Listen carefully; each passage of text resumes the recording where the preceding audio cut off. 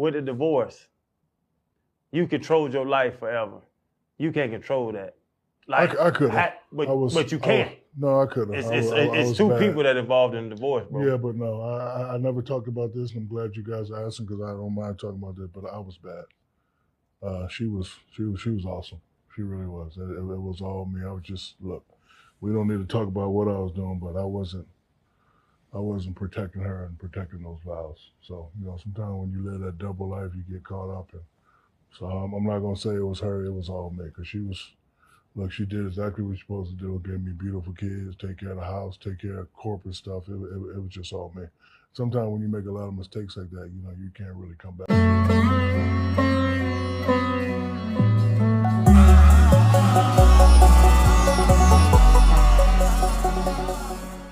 What's up, everybody? JR here. Go ahead and hit that subscribe button, hit that thumbs up, and let's get right into it. Anyway, man, shout out to Shaq for that, man. This is something that, looking back in retrospect, a man like him, multi-millionaire, pretty much approaching billionaire status, if I'm not mistaken. Shaq was a phenom early out the gate. We never seen anything like him, entering the game. But with Shaq, obviously the rumors which was put out, a lot of his business was put out, was dude was doing his thing. Dude was smashing them. Other rappers talking about, coming out to Cali, and whether it be down in Orlando, all these different places, Shaq was just doing his thing. And this is another one of those things about getting married early. Getting married early, especially, I understand he fell in love with Shaunie or whatever. Beautiful thing. But when you have temptation every night, and I know you guys will be like, JR, that's not right. You shouldn't be. There's temptation everywhere. Bro, this dude, 7 foot tall, star NBA player, getting, basically everything's being thrown at him from, when his days at LSU all the way to playing with the Magic, so on and so forth. Out to LA, definitely he was killing it. And y'all know Kobe, Kobe rest in peace. Kobe got caught up. Kobe snitched on him. And, Shaq did the diss track talking about that. But at least he's honest. And I think that that's what we need to be talking about. Is we can look back in retrospect. At the time, we're probably like, oh, she wasn't holding. She wants to divorce, or we're divorcing, so on and so forth. She wants to take everything from him. But this man basically is giving it up and was like, yo, it was me at the end of the day. I was doing things. I was, this D was for the community. You feel me? And we look at it like whether you want to consider Shaq a high value man or not, right? Even way back then in his early 20s. We can't just say that if I'm a high value man, I should be able to sleep with whoever I want. Technically, you can. But once you take vows, which is what he said in the video, you can't be abusing those vows and still be with this woman and then just expect things to be great. Some women do stick around. Some women will sit back and they'll know about it and they'll know that he's doing his thing. But at the end of the day, this is an older man approaching his 50s. If he's not already 50, I'm not sure. I don't think Shaq's 50 yet. Looking back on his life, Not saying that he can't get whatever woman he wants now. Dude's got tons of investments, owns several franchises, and he's basically set for life. Kids are set for life. And I know he made a joke about, kids getting their own money as well.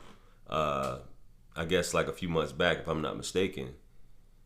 Bro, as an old man, sometimes you look back and was like, yo, I should have been better. I could have done better. There's things that with me personally, I look back on my marriage.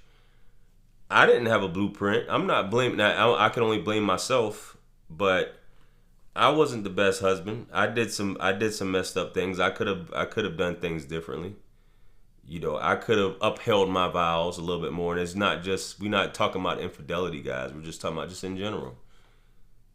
Not being that husband that she wanted.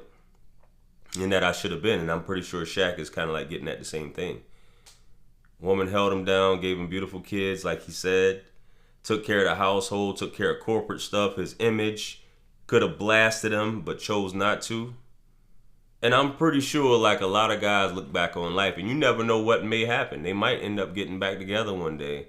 I think she's dating or engaged to some guy, if I'm not mistaken. You guys can comment below on what Shaunie, I haven't really been following up too much on Shaunie and her lifestyle. But I'm pretty sure that he would get back with his wife if he could. And I'm pretty sure he's probably tried. For him to speak like this, and I'm glad he corrected, bro. It's certain things you can control, some things you can't control. But when he came and said, nah, man, I'm not gonna. And that's what it takes being a grown man. That's what a grown man is. And that's what I try to talk. That's how I try to convey my thoughts on this channel.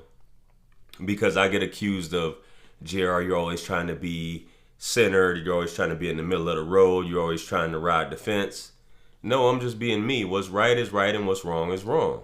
You can call me caping, simping, so on and so forth. But guys, what's right, you can't really say, and a lot of these channels, they'll put out these things or they'll say certain things and you think it's okay to cheat. It's not okay to cheat. I've always said you can expect infidelities and things like that. And you guys are probably like, well, JR, Shaq's not talking about. That's what bro's talking about. Bro's talking about that. He's like, I'm not going to get into it, but I definitely wasn't, being a good dude, a good husband. He was providing, but the emotional support and maybe things getting back to Shaunie and she having to, confront him about it, so on and so forth. But when you live in that fame, that attention, that notoriety is a hell of a drug.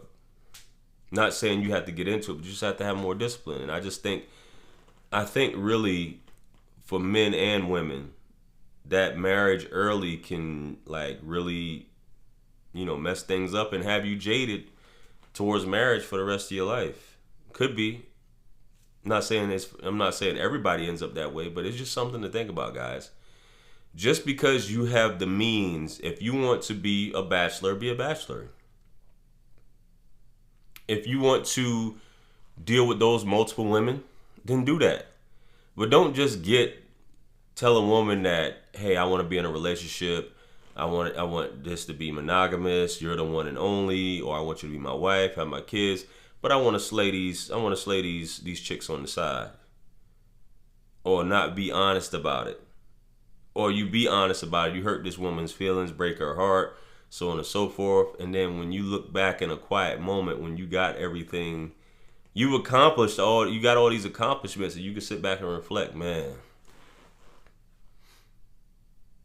It's like Mr. in The Color Purple with Miss Seeley. You know what I'm saying? Like, man, I had a cold wife, man, and I messed it all up. She was good to me.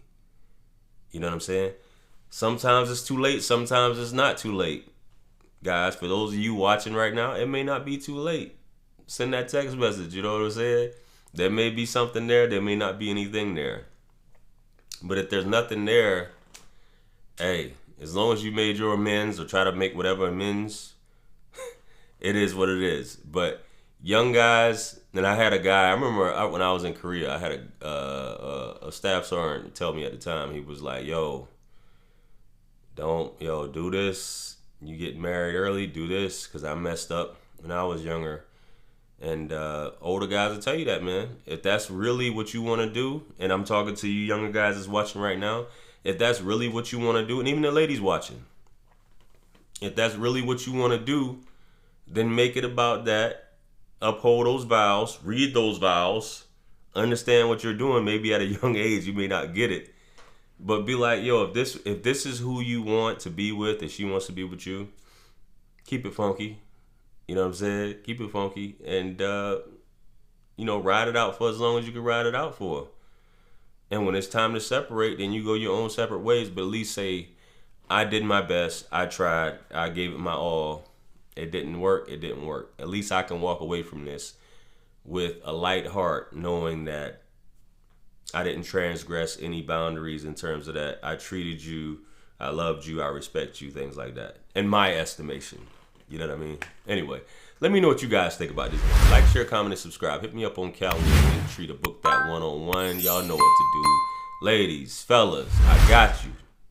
book that session. If you're just trying to figure out where it is, if you're going through a situation like this, or whether it be infidelity, you don't know whether you should stay or not, yo, hit me up. I got you, man. Anyway, make sure you guys pick up all my books and merch. The links are in the description below. You know, check me out every Monday and Thursday. Y'all know, for the Cuff and Reason show and the Fried Chicken and Communion podcast. Look forward to seeing you guys there. And with that being said, man, peace be upon you all. The mercy and blessings of the Almighty. I'm going to catch you guys on the next one. I'm out of here. Peace. It's God's beat maker. And I don't know. I will put a light in the sky for the G's that done turn memory from go. Blessings we send to the ghetto youth them.